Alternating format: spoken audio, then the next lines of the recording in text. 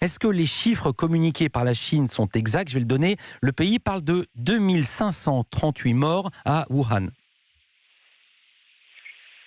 En tout cas, il y a des enquêtes, et y compris des enquêtes de journaux chinois, d'un journal économique chinois qui s'appelle Caixin, qui tendent à démontrer que le nombre d'urnes funéraires commandées est bien plus important que la mortalité due au coronavirus invoquée officiellement par les autorités chinoises.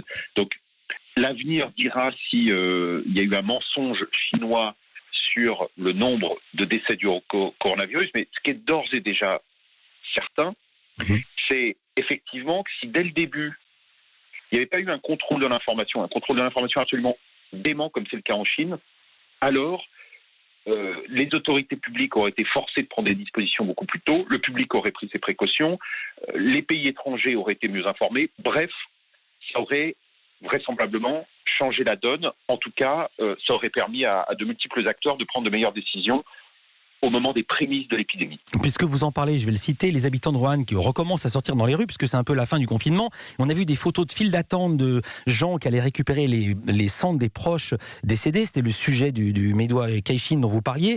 Clichés qui ont été censurés par Pékin, c'est bien ça.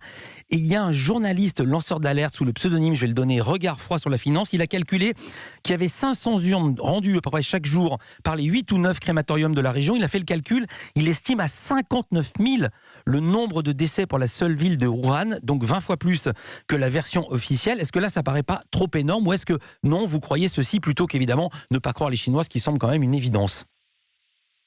Non, moi je croirais simplement quand des preuves seront divulguées. Là, ouais. La presse, et une partie de la presse chinoise d'ailleurs, faut le saluer, fait son travail. Alors peut-être d'ailleurs avec des accointances à Pékin, parce que ça permet de faire reposer la responsabilité sur les autorités locales. Tout ça peut, quand on connaît la situation chinoise, évidemment, être instrumentalisé. Il y a parfois de la chasse aux sorcières, effectivement. En tout cas, ça peut permettre de rediriger les suspicions pour éviter que le pouvoir de Pékin lui-même soit mis en cause.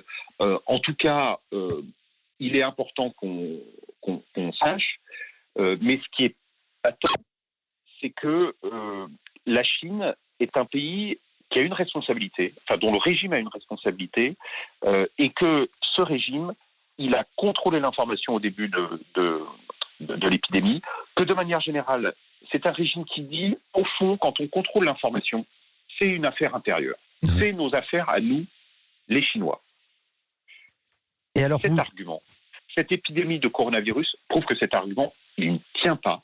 Il n'y a pas, la censure, ça n'est pas une affaire intérieure. Parce qu'aujourd'hui, la responsabilité de ceux qui oppriment les journalistes, elle est vis-à-vis de l'ensemble du monde, parce que la répression à un endroit, l'incarcération de journalistes, la censure, ça a des conséquences partout, et l'épidémie de coronavirus le prouve.